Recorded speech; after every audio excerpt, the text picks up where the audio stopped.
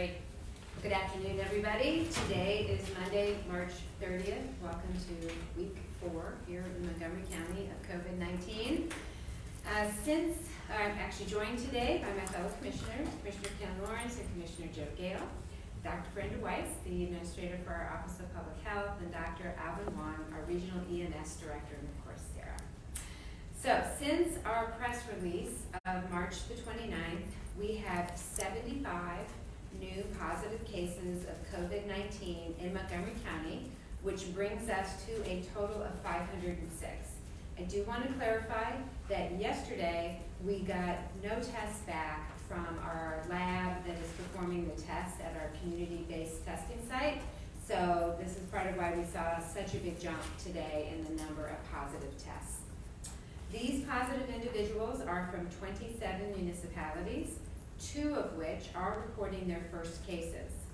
North Wales Borough had 1, and Telford Borough had 1.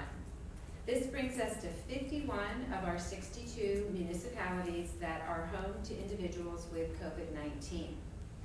Today's individuals range in age from 11 years old to 89 years old, and you can take a look at the map at montcopa.org/COVID-19 for each municipality and how many cases are there. The age brackets of today's group of 4 people are between 10 and 19, 9 people are between 20 and 29, 13 are between 30 and 39, 10 are between 40 and 49, 9 are between 50 and 59, 11 are between 60 and 69, 11 are between 70 and 79, and 8 are between 80 and 89. We have 36 females and 39 males. 5 are hospitalized, 13 are not hospitalized, and 57 are unknown. I'm also once again saddened to confirm that a 6th Montgomery County resident has lost their life to COVID-19. This individual was an 82-year-old female with underlying medical conditions who resided in Springfield Township and was in a hospital at the time of her death. Just want to remind you once again how to reach us. Our public inquiry line is 610-631-3000. I want to announce new hours for the operation of that line. It will be open from 8 a.m. to 6 p.m., 7 days per week. And you can email us anytime at covid19@montcopa.org. The emails are not read overnight, but we'll get that. They will be read during the day. Inquiries such as testing site information, business closure information, ways to donate, and county services being provided during this time can be answered either at that email or on that phone line. We do want to urge anyone with specific health questions to call their healthcare provider. I'd like to give you an update on the Montgomery County Correctional Facility. To date, 3 correctional officers have tested positive for COVID-19. The first officer we've discussed previously. That individual's contact tracing has been completed, and there were no contacts with inmates identified. Contact tracing did identify 5 correctional officers with direct contact, all of whom have tested negative for COVID-19 and have completed quarantine. The second officer had contact tracing was completed, and no contact with inmates has been identified. The contact tracing did identify 5 correctional officers with whom this individual had direct contact, all of whom have been tested. We are waiting those results, and those 5 individuals, as well as the positive officer, remain in isolation or quarantine. The third officer that tested positive has had contact tracing completed, and no direct contact with inmates has been identified. This contact did not come to work at the Montgomery County Correctional Facility while in the infectious period of the disease. So there's no one else being tested or in quarantine related to this individual. However, this individual does remain in quarantine. To date, no inmates at the Montgomery County Correctional Facility have tested positive for COVID-19. As a reminder, issues related to detention of individuals at the county correctional facility are the purview of the Montgomery County Court of Common Pleas. Since the court issued its judicial emergency order on March the 12th, the prison population has been reduced by 100 individuals, from 1,342 to 1,242. And the average number of daily admissions to the correctional facility has gone from 28 to 8. These reductions were achieved by the courts through a combination of early parole for those eligible through the end of the month, use of electronic monitoring for certain individuals on work release, expediting administrative dispositions of probation violations, and deferral of weekend sentences. The courts has informed our county commissioners that as of today, the courts and relevant law enforcement agencies are expanding their efforts to reduce the prison population further through consideration of early parole for anyone eligible for parole through August of 2020, increased administrative dispositions for non-violent offenses, further expansion of the use of electronic monitoring for those on work release, and other mechanisms. The courts believe these efforts will have a significant impact on reducing the population in the correctional facility. The courts have stressed that each decision will be made on a case-by-case basis with consideration of public safety in mind. Now, some updates on our community-based testing site. Site continues to be up and running successfully.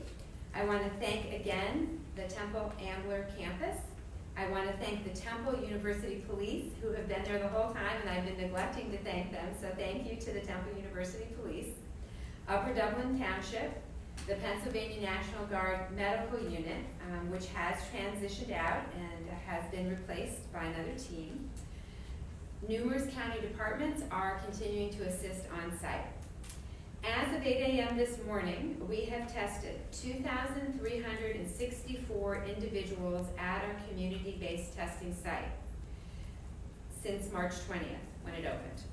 60% of the results are back, and we are running at a rate of 13% of the individuals that we've tested are positive. 13% are positive. The site will be open from 10 a.m. to 4 p.m. tomorrow. Registration for tomorrow will begin tomorrow morning, starting at 8 a.m., either online or by phone. Online, montcopa.org/COVID-19. Click on the button that says County Testing Information, then click on Register for a Test. If you don't have good internet access or an email address, you can register by phone at 610-631-3000.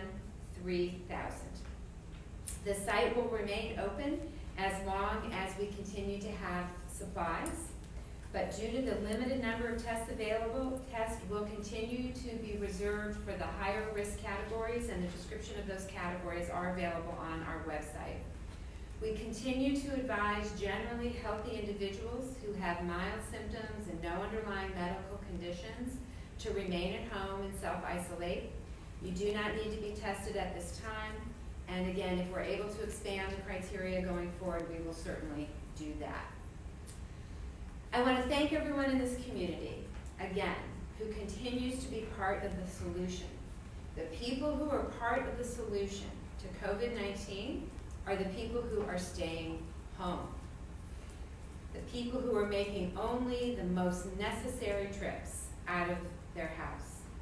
Remember that you are doing this and making these sacrifices to protect our nurses and our doctors and our police and our paramedics and our grocery store clerks and our pharmacists all of the people that are supporting those individuals. You might feel fine, but that does not mean that you're not contagious. And if you go out into our community unnecessarily, it's frankly reckless at this point. We have disease everywhere in this county, and the way that we get this shut down as quickly as possible is to stay home and prevent the transmission of additional disease. It's great to go outside and take a walk. It's great to do that with your household contacts. It is not great to play sports with your friends because you can't keep 6 feet apart when you do that. So please, please, for the sake of everyone, please stay at home. And with that, I'm going to turn over to Commissioner Ken Lawrence.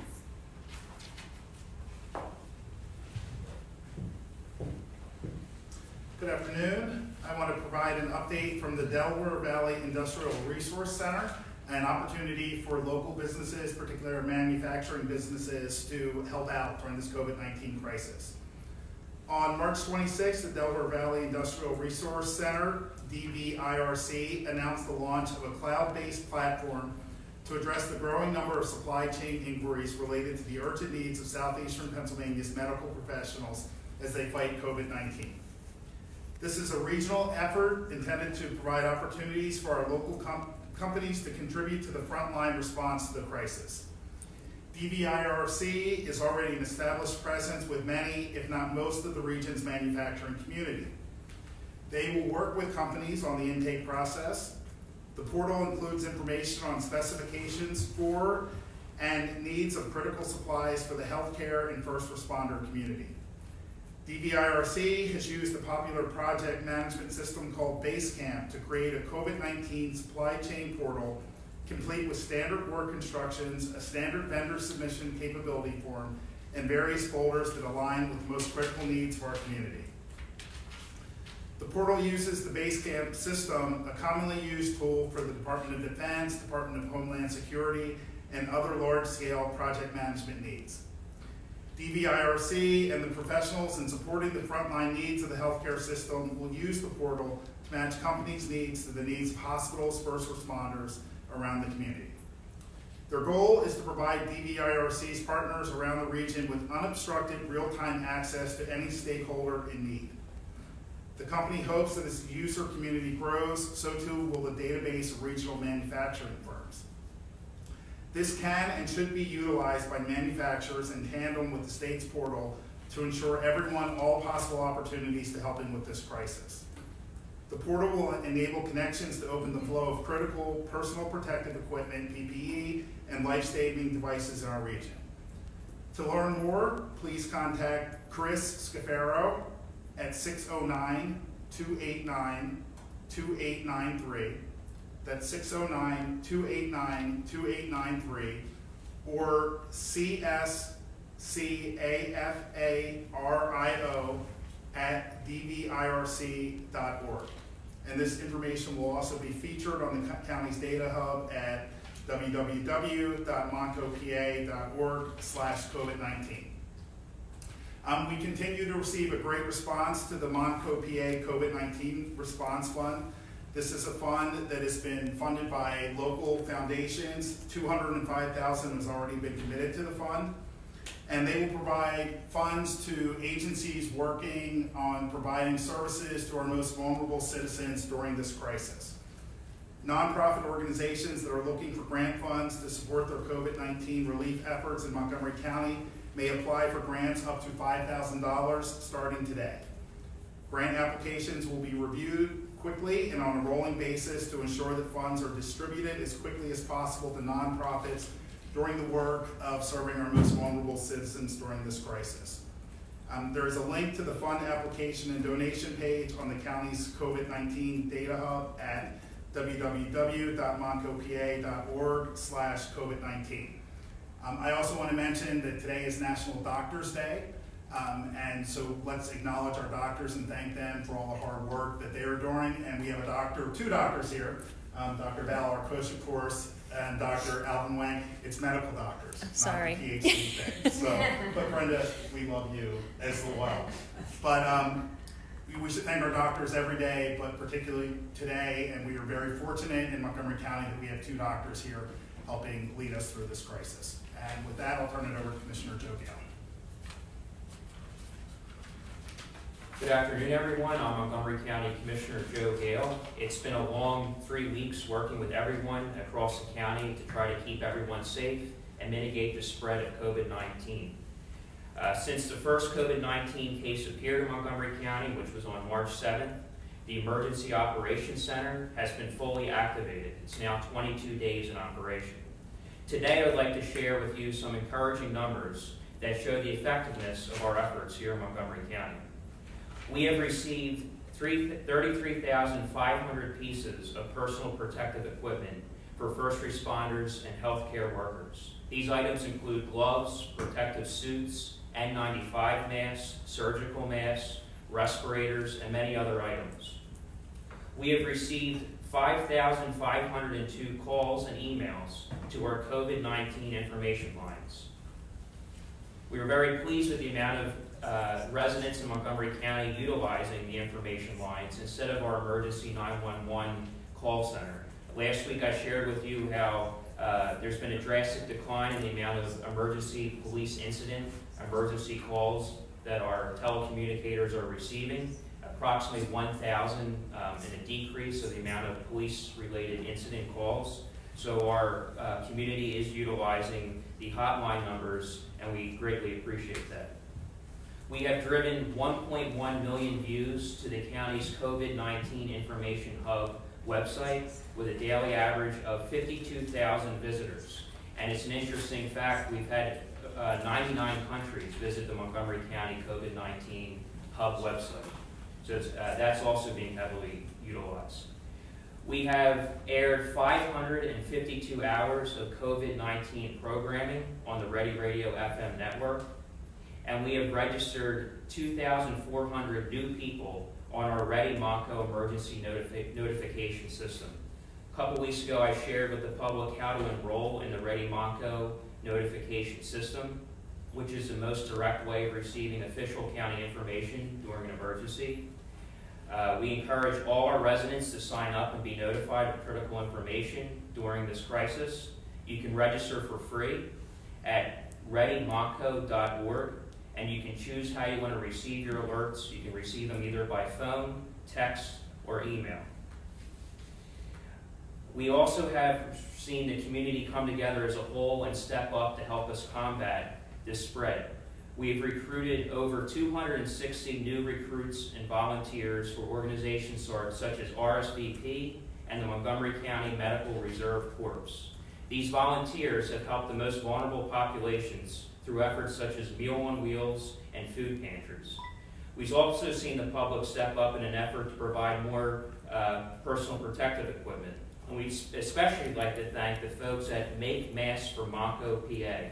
There's a new Facebook page called Make Masks for Monco, PA. This is an organization that has volunteers that are utilizing their sewing skills to make sure we have protective masks for local doctors, nursing homes, and others in need. So I encourage the community to visit Monco Masks for Monco, PA, and they can step up and help generate masks for the people that need it. And also, if you're in the need for a mask, I encourage you to visit this page as well. So we're very pleased with how the community has been a cooperative partner as we combat this epidemic.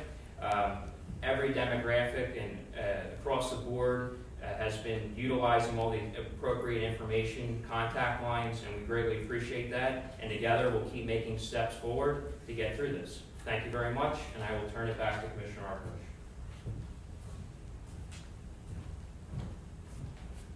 Thank you. So just want to remind everybody, if you're contemplating whether or not you should leave your house, that we are still not at the peak of this disease. At least we don't believe that we are.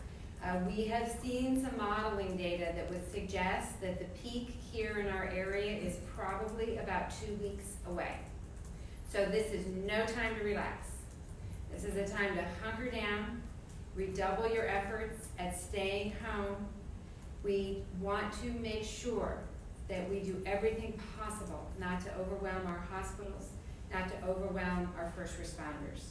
We have plenty of examples now around the country of what that looks like. We don't want to be that here in Montgomery County.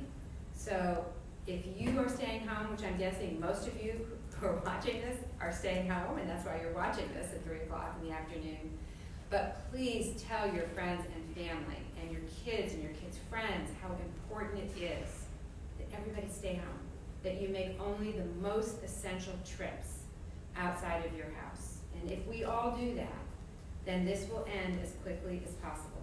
But the more people that don't do that, the greater the chances of overwhelming our hospitals, and the greater the chances that this is going to go on for many, many months instead of many, many weeks. And with that, I will take questions. Does that modeling info give any more, any shed light on anything else, or is it just kind of a look at when this would be? Yeah, it takes data from what we know are already positive cases here. It's actually statewide data. It looks at the state of Pennsylvania. There's a lot of different models out there, but this one looks pretty robust, and it looks at how the disease has progressed in other locations, other countries. And there's kind of an arc to the progression, you know, that curve we've been talking about all these weeks. So it looks like the top of our curve is going to be in about 2 weeks or so in this area. Does it give any indication how high that might be at this level? Or? It's all going to depend on what people do in the next 2 weeks. I think if everybody stays home, it should be hopefully fairly manageable. But if people start going out, if they start relaxing, if they loosen up, it could be very, very serious. Over the weekend, the numbers coming out of different counties were fairly low. One person posted on social media yesterday, it was 33, today it's 27. Social distancing and isolation is working well. Is that the case, or was it that a lot of labs weren't reporting over the weekend? I can only speak for our county, but for our county, we didn't get our normal full reporting over the weekend. I mentioned that at the start. For instance, yesterday we didn't receive any results from the commercial lab that's running the test for our community-based test site.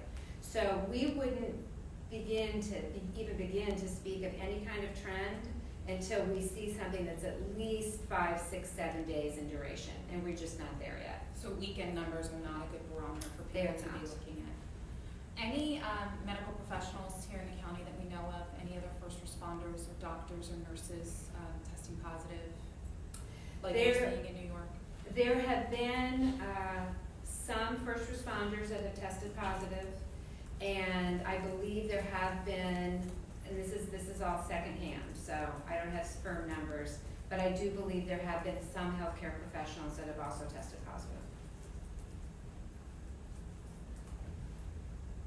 Thank you. Anything from the press outside? Yes, we received several questions. The first one is from Allison Steele from the Philadelphia Inquirer. It's a two-part question. Where does the county stand with regard to testing capacity, and how long do you expect to be able to continue testing patients? So right now, the county is helping to operate the community-based testing site at Temple Ambler's campus in Upper Dublin, and that specific facility can do up to 250 tests a day. We believe that we have enough supplies to run through the end of this week, and then we will have to see if we're able to get resupplied. But that is not the only place that tests are being done in Montgomery County. Most of our hospitals now have either a testing location in their parking lot or in a nearby facility. Tower Health in the western part of the county is using one of their outpatient facilities in Gilbertsville. So I think, do we have a list online at this point on our hub? I don't know that we do. We'll try to actually get that posted of every place now in the county that a person can get a test. But again, every place is a little different. Some places are only testing individuals that are already in their healthcare system. So it may not be that someone can go to just any of these places. Anyone who meets our criteria is welcome at our testing site. And again, registration for that opens at 8 a.m. in the morning. I will tell you that the slots fill up pretty quickly, so you want to get online or get on the phone, close to 8 or after 8. Another question from Allison Steele from the Philadelphia Inquirer, and you briefly touched on this in your answer to the last one, but the question is, Will you be able to continue receiving more testing supplies? And is there any concern that there may be at some point a shortage in testing materials? Well, we've had a shortage of testing materials from day one of this pandemic. I can't answer the question right now if we are going to get supplies beyond what we have right now. As soon as we have certainty around the resupply, we will be sure to let you know. Another question from Allison Steele from the Philadelphia Inquirer. This time it is about hospitals. Is there any way to quantify how many hospitalizations or how much hospitalizations have increased since the beginning of the month when cases were first reported? In other words, is the county tracking how many people are being hospitalized on a daily or weekly basis? And is it greater or less than what would be considered normal for Montgomery County?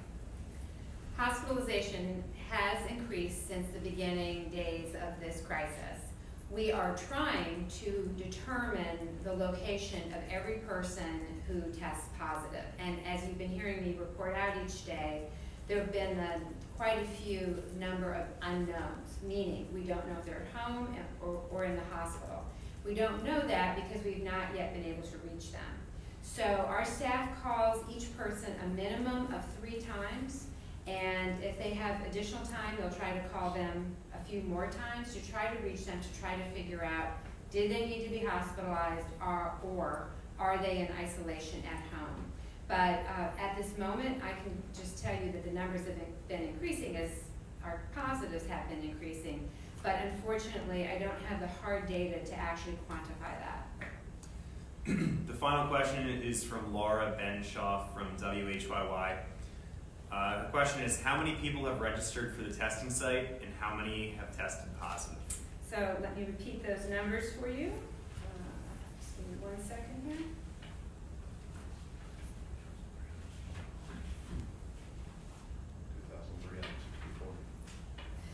Mr. Melwood's offering an assist there. So 2,364 have been tested, actually been tested. Some people registered and didn't show up. So we're using the actual tested number as the relevant number. So 2,364 have been tested.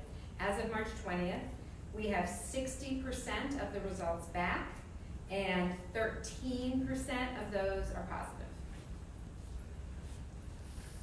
How are EMS and first responders doing with supplies? They all have supplies. They would all like to have more, as would every person, I think, in every one of our hospitals. But people are doing okay as of right now. We check in with both our hospitals, our first responders. We're increasingly in communication with long-term care facilities, and people are getting by, but they don't have much extra. And people are following the CDC guidelines for extending the use of personal protective equipment during a pandemic. And we are working every day to get more.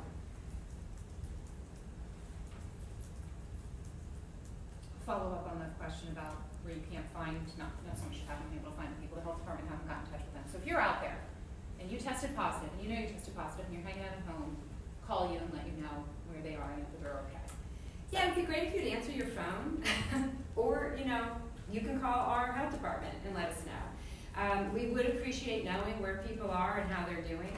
And usually the only piece of contact information that we have is a phone number. We don't get emails or anything else like that. So we're limited to that one tool, which is obviously for many people not their preferred means of communication. And we do try to leave a message, trying to hoping that they know it's us and that we will. They'll pick up the next time, because obviously many people don't like to answer a number they don't know. But we're doing our best, but if they don't answer, they don't answer. But we'd love to hear from people if you have not spoken with us and would like to tell us how you're doing. All right, so we'll plan tomorrow at 3. Thank you, everybody, and stay home.